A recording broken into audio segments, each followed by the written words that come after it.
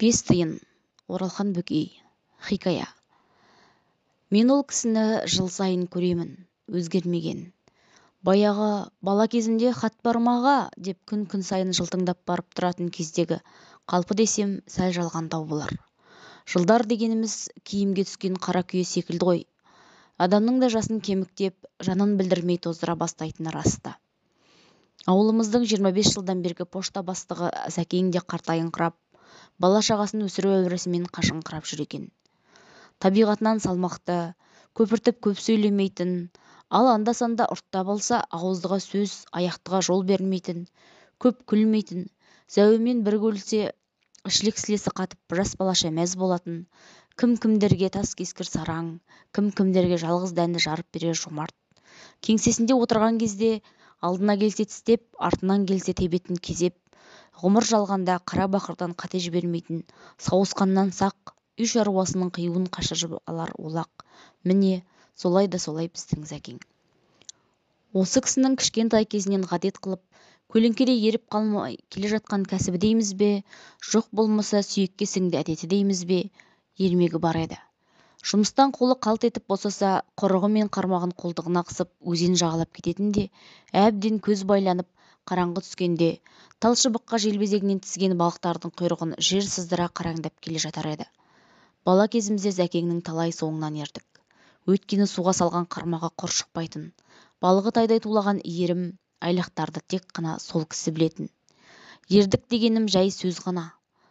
Расын айтсам, ол біздерді ертпейтін де, жақындаса қуалап, немесе тал-теректің ара-арасымен қаша ізін жасырып кететін.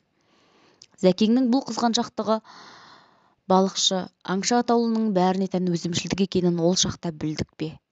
Көп ретте тас лақтырып, балықты үркітіп, ит жынына тиюші едік-ау. Бір күні Зәкең біздерге өмірбаянын айтып берді.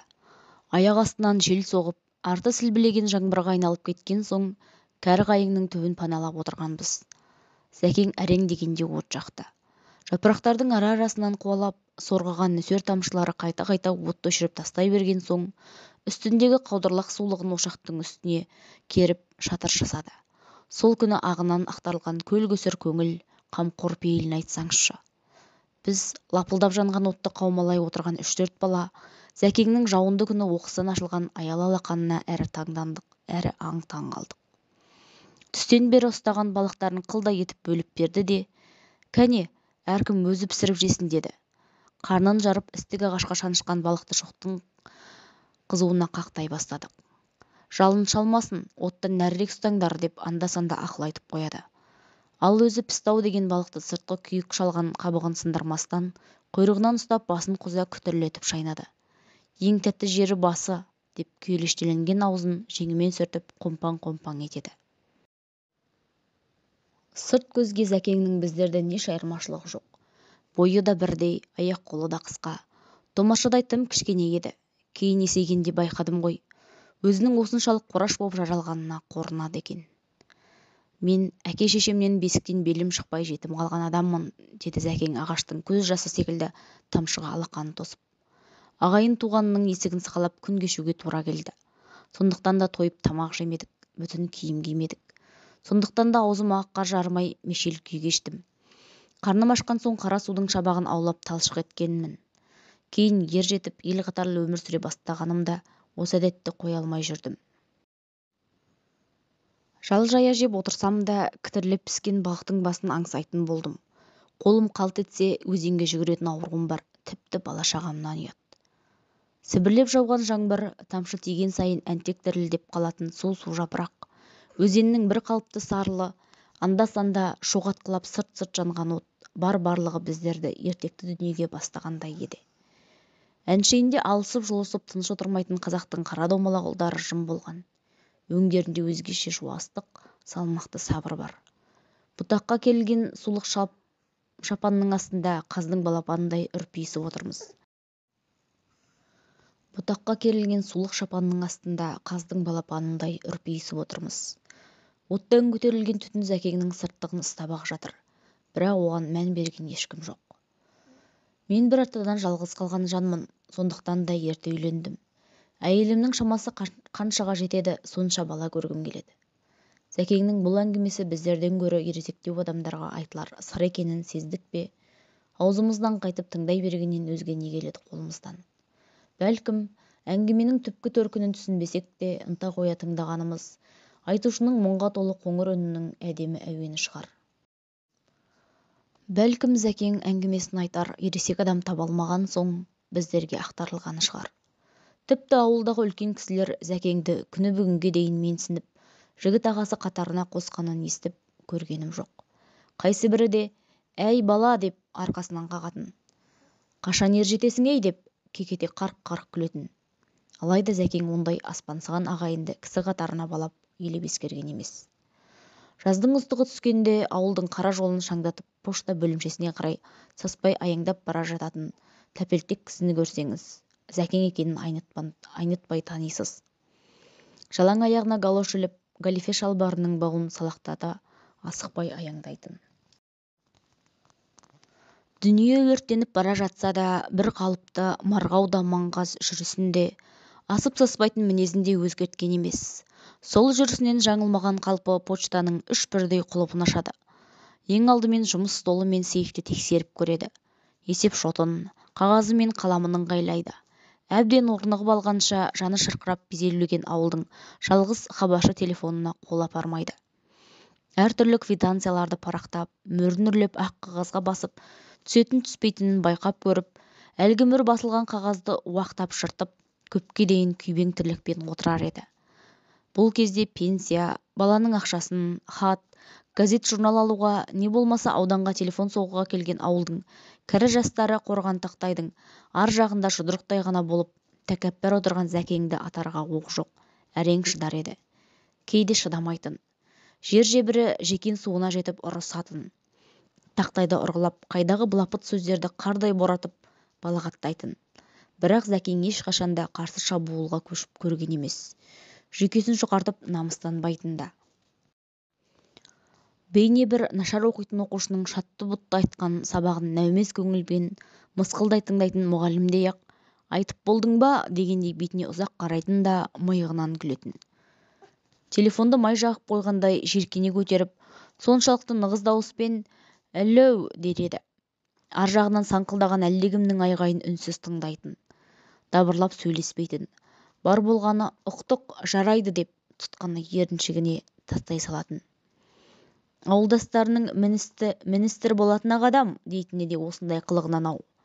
Қайдан білейік, ауылда арқандалып қалмай ұзақ жайылса, министр болатын да расты шығар. Бұл дүниеде адам жанының қалтарысын түгел білемін дейтін көріпкел тумаған шығар. Әйтпесе бізді ағамыздың түске тейін мүйіз, түстен кейін киіз, аумал төкпелі мінезін қаншалықты ұққан, соған үйренген сайын соғұрлым түсініксіз де жатқылықтардың шуатылған қыл арқаны ұшығынан ұстайтпайтыны қалай. Айталық, Зәкең оқта-текте шахмат ойнай қалса, қарсыласын ылғи да қажап, ата-бабасының байқамай жіберіп алған осалдықтарын тізбелейді де отырады. Ол кісі ешқашанда жеңемін деп ойламайтын. Тіпті өз күші басым болған жағдайда да қиыннан қиыстыра тең ойынға келісетін. Немесе қарсыласының үстемдік ала бастағанын сезсе, «Ниче жасайықшы» деп жатып келіп жабысатын. Біреуді біреудің жеңгенінен жек көретін нәрсем жоқ дейтіні де сондықтан шығар. Иә, біздің Зәкең өмірдегі тепе-теңдікті жақсы көреді. Сынаптай толқып тұрар, біреу түсініп, біреу түсінбес мінез ұшпаққа шығармасын да біледі.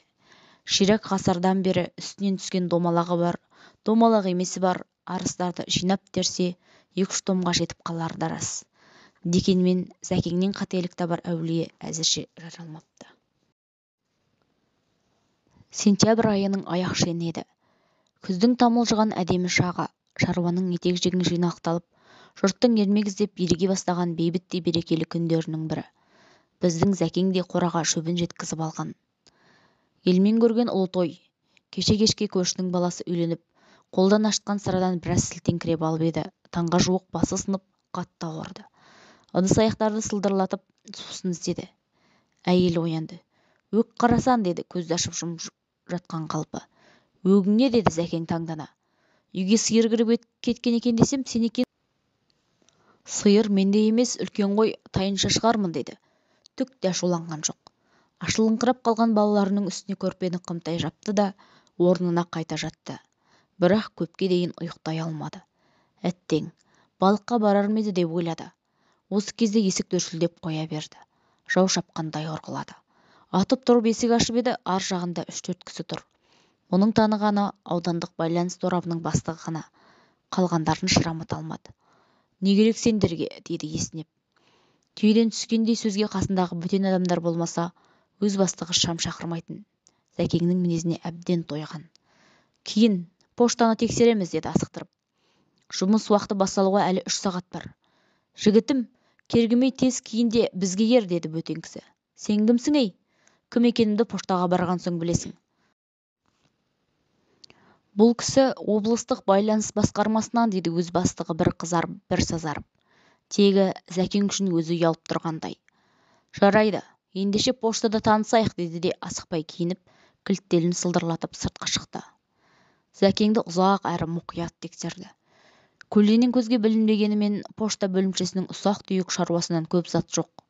Пенсия, баланың ақшасы, жан-жаққа жолдаған, жан-жақтан келген ақша, дүкеннің барлық табысы да осы поштаға өткерілетін.